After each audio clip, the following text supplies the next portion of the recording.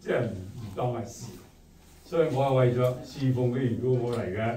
咁我所識嘅嘢咧，就係上帝教嘅，因為我做得多啦嚇。即係如果你做得我咁多咧，你就叻過我啦。我係蠢蠢地嘅，真係。你覺得我哎呀唔係啊？咁唔係，個個都係蠢蠢地。喺上帝面前個個都蠢嘅，係咪啊？咁我今日咧就帶咗啲樂器，又編咗啲曲。咁啊有2首歌我帶大家唱嘅，一首大家可能識嘅，第2首。